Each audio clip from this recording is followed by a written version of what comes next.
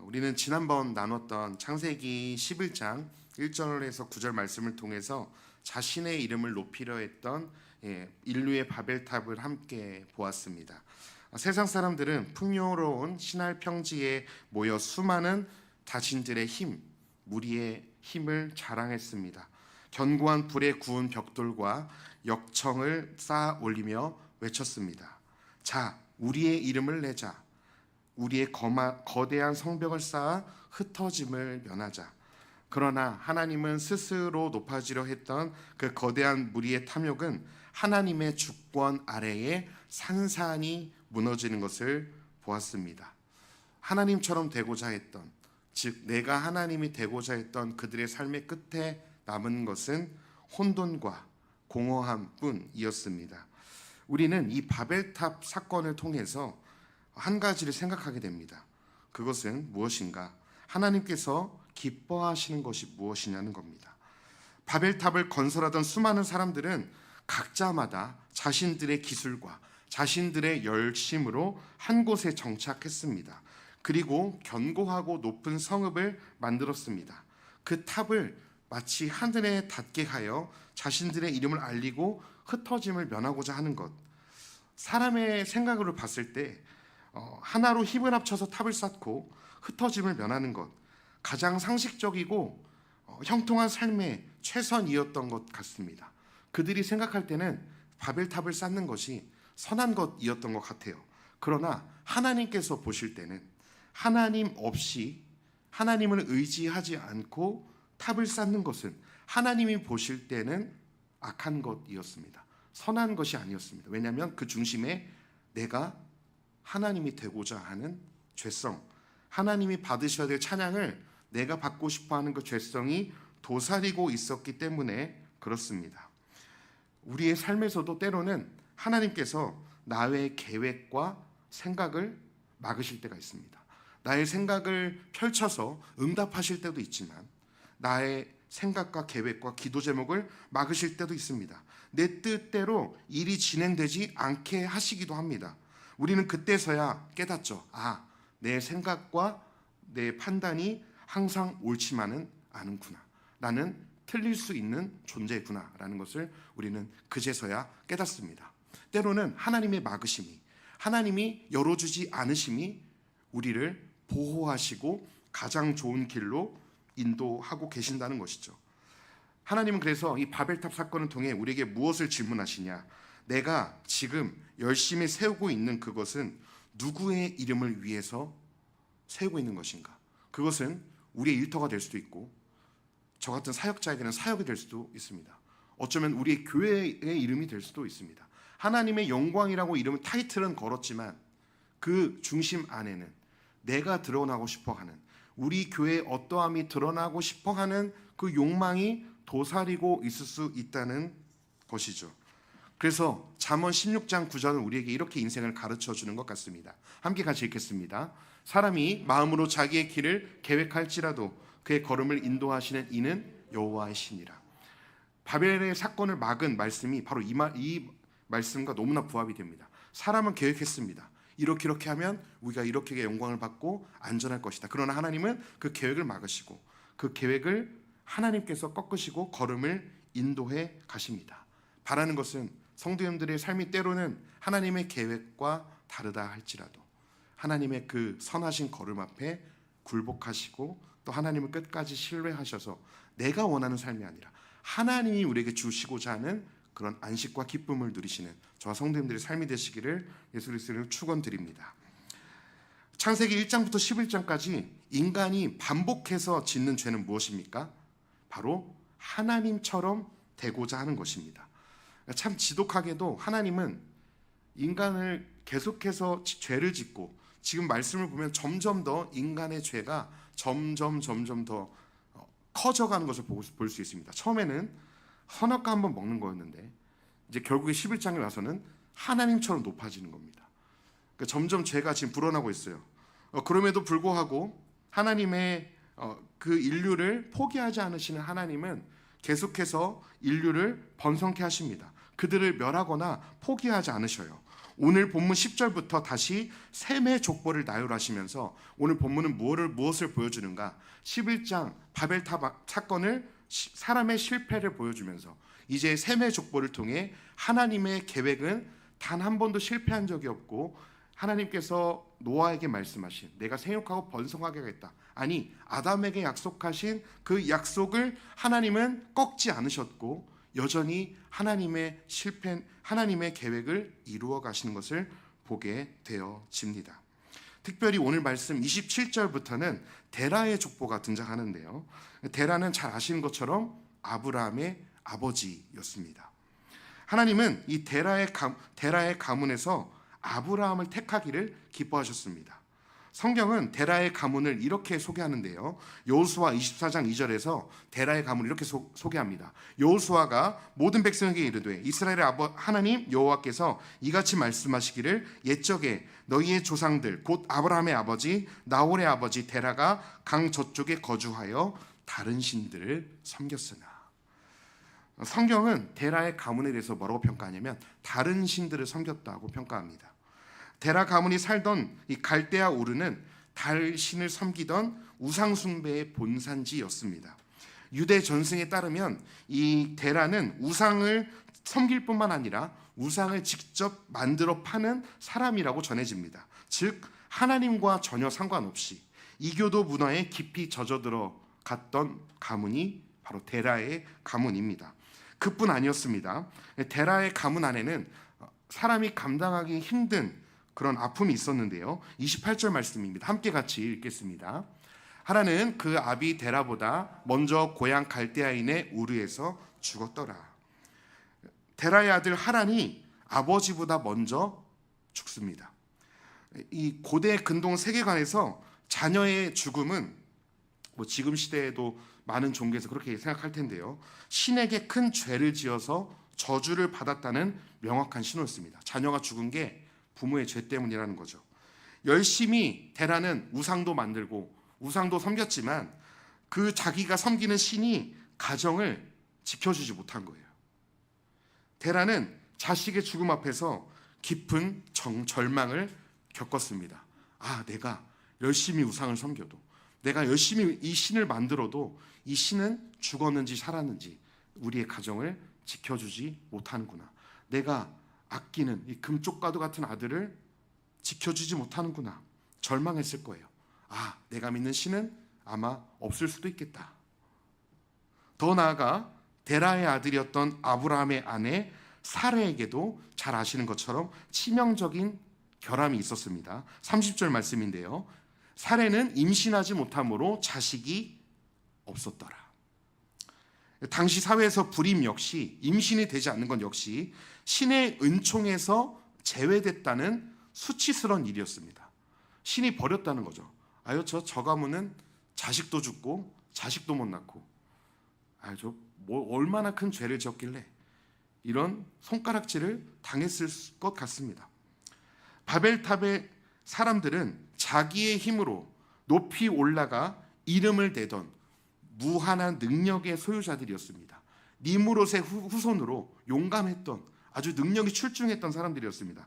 그러나 하나님은 오늘 아브라함의 가문을 주목하세요. 아브라함 가문은 반대로 자기 힘으로 자식 하나 낳을 수 없는 완벽한 무력함에 놓인 가문이 바로 데라의 가문이었습니다. 하나님께서 아브라함을 부르신 것은 우리가 이 말씀을 통해 무엇을 보게 됩니까? 하나님이 무엇을 보여주세요? 이것을 통해 아브라함을 부르신 것은 그에게 어떤 가능성이나 뛰어난 환경, 좋은 믿음의 가문, 잘 나갔던 아버지, 자식을 잘 낳는 아내 다 없는, 하나도, 더군다나 하나님을 믿지도 않는 그런 아브라함을 택하신 것입니다. 그에게 은혜를 주신 거예요. 아브라함이 어떠함과 상관없이 노아와 동일합니다. 노아도 하나님께 은혜를 입어서 방주를 만들었고 그 방주를 통해 구원함을 입었죠. 아브라함도 동일하죠. 아브라함이 한 것은 아무것도 없습니다. 하나님의 계획 아래 하나님께서 아브라함을 택하셔서 하나님의 계획 안에 끄집어 오신 거죠. 아브라함의 어떠함보다, 데라의 가문의 어떠함보다 예비하신 하나님의 은혜가 더 컸던 것입니다. 사도 바울은 훗날 고린도 교회 성도들을 향해서 하나님이 그럼 왜 세상에서 잘 나가는 사람들이 아니라, 떵떵거리며 힘 있는 사람들이 아니라 하나님을 왜 때론 연약한 자들을 택해서 일하시는지, 하나님은 강력한 사람을 통해서도 일하시지만 하나님은 왜 연약한 사람을 통해서 일하시는지 바울은 이렇게 가르쳐주고 있는데요. 고린도전서 1장 27절에서 29절 우리 한번 교독하면서 읽어보면 좋겠습니다. 그러나 하나님께서 세상의 미련한 것들을 택하사 지혜 있는 자들을 부끄럽게 하시려고 세상의 약한 것들을 택하사 강한 것들을 부끄럽게 하려 하시며, 천한 것들과 멸시받는 것들. 함께 읽겠습니다. 이는 아무 육체도 하나님 앞에서 자랑하지 못하게 하려 하심이라. 바울 시대 당시 화려한 자본과 문명을 자랑하던 고린도 도시에서 성도들조차 서로 자기가 잘났다며 자랑하고 분열했습니다. 왜냐하면 고린도시는 잘 살았거든요. 무역으로 인해서, 여러 가지 경제로 인해서 부유하던 도시였습니다. 서로가 잘났다면서 투쟁하는 거예요. 너는 아볼로 파고 나는 바울 파고, 자신들의 탁월함을 증명을 했습니다. 바울은 그때 그들의 초라했던 하나님이 없을 때 옛 모습을 상기시킵니다. 하나님이 언제 우리를 부르셨습니까? 우리가 미련할 때, 하나님을 알지 못해서 세상에선 강한 줄 알고 살았는데 실상 하나님 앞에서는 약할 때 아니었습니까? 하나님께서 우리를 아무것도 가진 것이 없을 때 택하지 않으셨습니까? 자기의 힘으로 탑을 쌓아 올리며 내 능력으로 충분히 살 수 있다 자부하는 세상의 사람들을 부끄럽게 하시고, 그 어떤 사람도 하나님 앞에서는 자기 자격이나 능력을 자랑하지 못하게 하려 하심입니다. 하나님이 저와 여러분을 택하신 것은 하나님의 이름이 높여지기 위해서, 하나님이 우리에게 자랑할 것이 없게 하심은 하나님께서 영광 받으시기 위해 우리를 부르신 것이 아닙니까? 바울은 이야기합니다. 오늘 말씀을 다시 돌아가 보겠습니다. 자식 하나 스스로 낳지 못하는 우상 숭배자의 가문, 보잘것없는 아브라함을 택하신 이유가 바로 여기에 있습니다. 구원과 하나님 나라의 역사는 나의 어떠함이 아니라 아무것도 없는 나를 택해서 쓰시는 하나님의 전능하신 은혜에 달려있기 때문에 그렇습니다. 창세기 11장 앞부분에는 수많은 무리가 등장했죠. 그들은 많은 사람, 하나의 언어, 거대한 건축물을 자랑했습니다. 그러나 하나님은 그 거대한 무리를 통해 구원의 역사를 시작하지 않으십니다. 오히려 수반부에 이르러 한 사람 한 사람에게 카메라 렌즈가 좁혀가듯 시선이 한 사람 한 사람으로 머물게 됩니다. 무리로 시작해서 한 사람으로 끝나는 것이 바로 창세기 11장이죠. 그래서 창세기 11장은 우리에게 이렇게 가르쳐주는 것 같습니다. 이렇게 얘기하는 것 같아요. 세상은 수가 많아질수록 강하다고 말하지만 하나님은 수많은 무리가 아니라 내세울 것 없는 작은 한 사람을 통해서도 당신의 일을 얼마든지 하실 수 있는 분이십니다. 하나님은 사람의 도움이 필요하신 분이 아니에요. 저 같은 목회자가 없어도 하나님은 얼마든지 일하실 수 있습니다.